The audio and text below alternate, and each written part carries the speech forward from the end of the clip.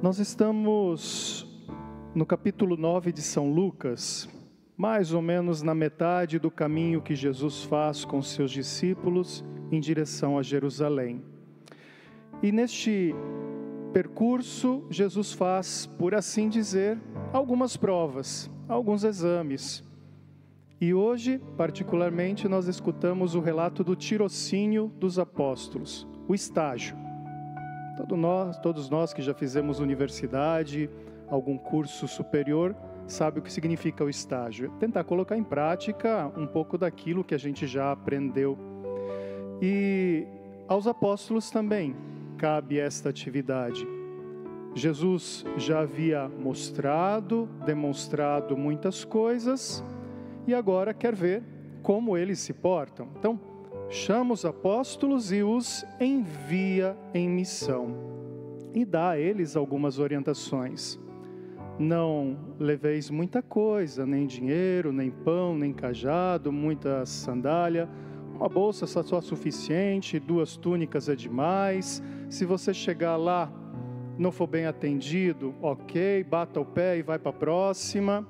Ou seja, os apóstolos vão em missão. Deste fato bíblico, nós poderíamos colher, obviamente, muitas coisas interessantes para o nosso próprio segmento cristão, para o nosso próprio caminho discipular. Mas particularmente interessante, nesta noite, me parece o fato de que Jesus os orienta a não levar muita coisa. Não precisa levar muita coisa. Porque a segurança na missão não está nos bens que levamos, mas está na força daquele que proclamamos.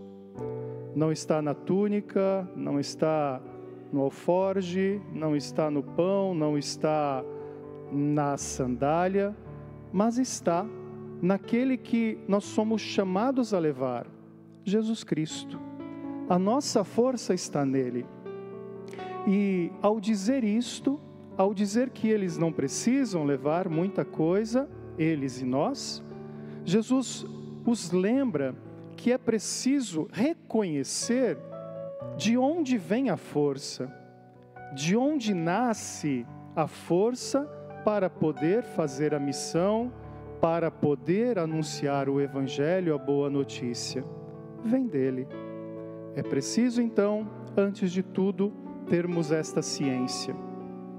O conhecimento de Cristo é indispensável para vivermos a nossa missão. Todos nós conhecemos Cristo, de um jeito ou de outro, mas nem sempre, contudo, o reconhecemos.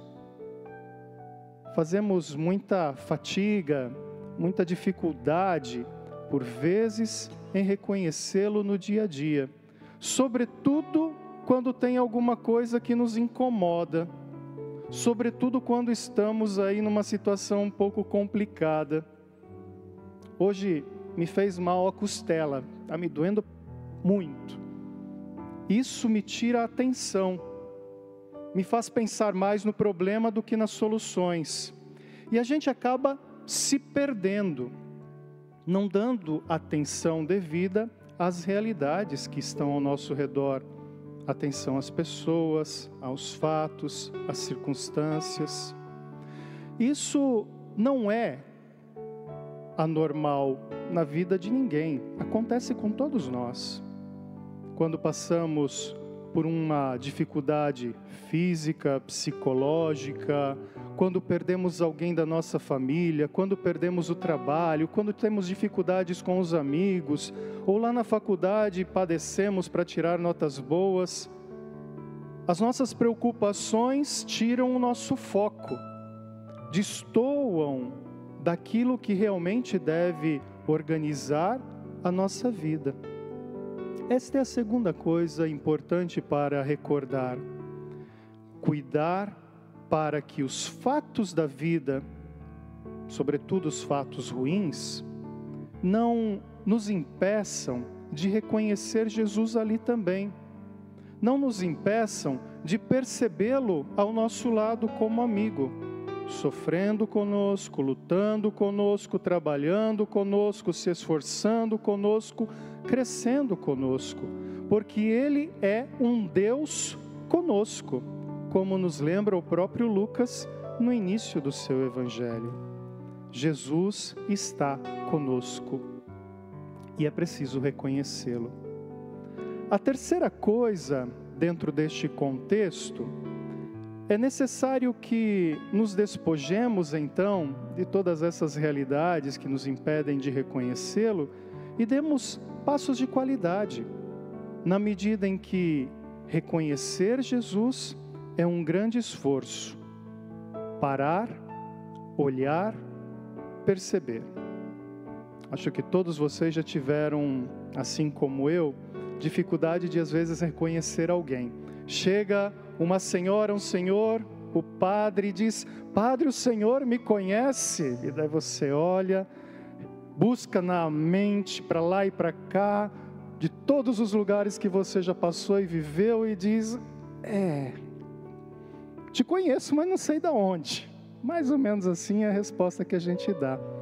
E daí a pessoa diz: "Não, é lá da paróquia X da cidade tal, o senhor foi celebrar uma missa e eu conversei com o senhor." Eu disse: "Agora eu me lembro, agora sim, você me ajudou." Ou seja, eu a conhecia, mas não a reconheci. Nós conhecemos Jesus, nem sempre o reconhecemos. E esse é um grande exercício da vida, em todos os momentos e em todas as situações. Reconhecer Jesus do nosso lado, perceber que Ele nunca nos abandonou, perceber que este amigo de toda hora está sempre ali, caminhando conosco, vivendo conosco. Creio que todos tenham já feito este tipo de experiência. Eu particularmente vivi tantas, mas vos conto uma particular, onde, como padre jovem, recém-ordenado, fui transferido. O superior me pediu para ir a Roma estudar teologia. E eu fiquei contente com o convite, achei que não me cabia, mas entendi como graça e como bênção, aceitei. Fui fazendo todos os preparativos para o tal do passaporte, o estudo da língua, as inscrições nas universidades, todo este trâmite burocrático necessário e me preparando também psicologicamente, emocionalmente e junto à minha família, já vista que seriam alguns anos distantes dela. Mas nesse interim surgiu um novo provincial, um novo superior da congregação, foi eleito, como iria acontecer, e este novo provincial, antes da dita viagem, chegou para mim: "Nilson, vamos fazer o seguinte, você fica mais uns anos no Brasil?" Eu sou um religioso e sou muito obediente e muito disponível. Eu disse: "Sim, eu fico. Eu cumpro a vontade do Senhor pelas palavras do Senhor, daquele que me comanda." Mas internamente eu fiquei um pouco chateado, é verdade. Eu já tinha me preparado, já estava tudo organizado, já tinha dito tchau para a comunidade, estou indo para Roma. E de repente eu tenho que dizer para a comunidade: eu não estou mais indo para Roma, eu estou indo para Corupá. Não sei se vocês conhecem Corupá, uma cidade de 15 mil habitantes, terra da banana, lá em Santa Catarina. Um grande seminário que a gente tem. De Roma para Corupá é uma grande diferença, da capital da igreja para a capital da banana.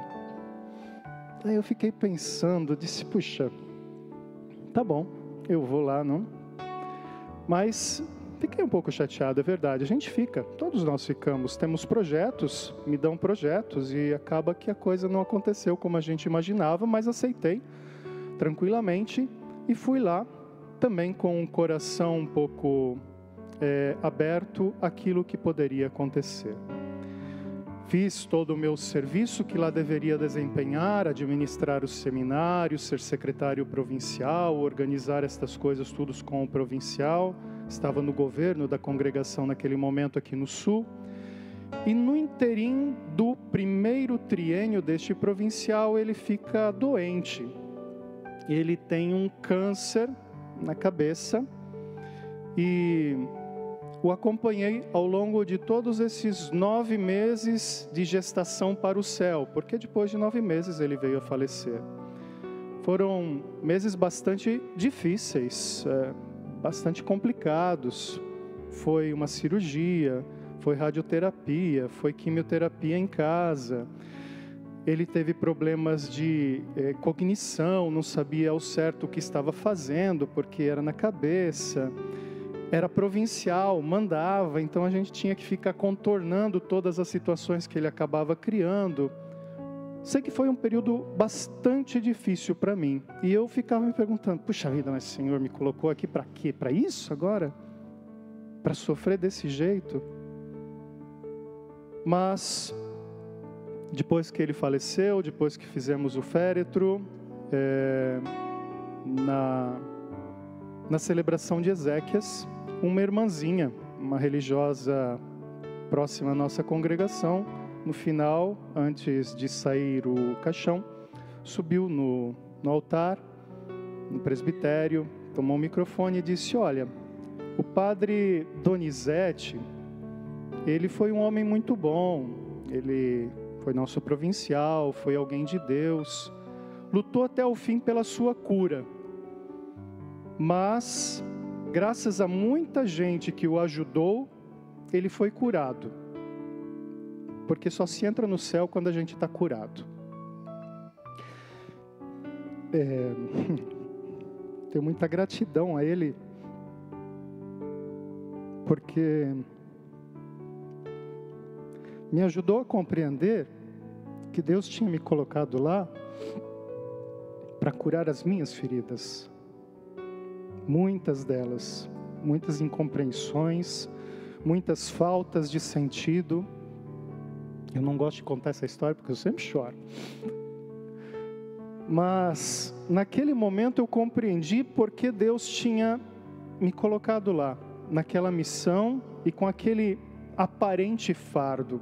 E naquele momento eu percebi que Ele nunca tinha me abandonado, porque em alguns momentos eu até ficava chateado. Eu disse, mas me largou sozinho aqui, me jogou aqui.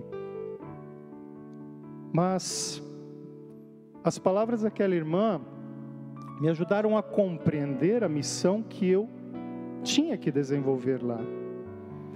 E compreender que Deus não havia me abandonado, tampouco me largado, mas que caminhou comigo em todos aqueles momentos. É que eu não o reconhecia. Estava tão atribulado com as coisas que tinha que fazer, com o trabalho que tinha que desenvolver e com o cuidado que tinha que dar a este sacerdote, que acabei perdendo o rumo um pouco da coisa. Minha cabeça estava em outro lugar e Deus estava ali e eu não o via. E aquela irmã então me trouxe esta palavra e me fez compreender que Deus tem essas dinâmicas e que por vezes é preciso passar por essas situações para poder entender o grande amor de Deus. Tenho certeza que este sacerdote, que me ensinou tanto em vida e durante a sua doença, está curado e está no céu, e Deus não o abandonou. E tenho certeza absoluta que Ele também não me abandonou naquele momento de tribulação e dificuldade, que esteve ali do meu lado, porque hoje eu reconheço que sozinho eu não teria dado conta, não teria suportado tamanho fardo. Hoje eu sou capaz de olhar para trás e dizer, sim, eu reconheço que Deus estava ali, ainda que parecia ser só cruz, parecia ser só sofrimento. Hoje nós olhamos, por exemplo, para Santa Rita e nós vemos que naquela vida de cruz existia Deus, Deus estava ali. Em Nossa Senhora não é diferente. Quantas tribulações essa mulher passou, lá em Bodas de Caná, no alto da cruz, quando foi buscar o filho lá no templo, o evangelho de ontem, sem compreender por vezes e sem entender as situações que estavam acontecendo, mas com fidelidade e confiança progredindo na fé. Para então testemunhar hoje esta grande graça e esta grande bênção. Portanto, querido irmão, querida irmã,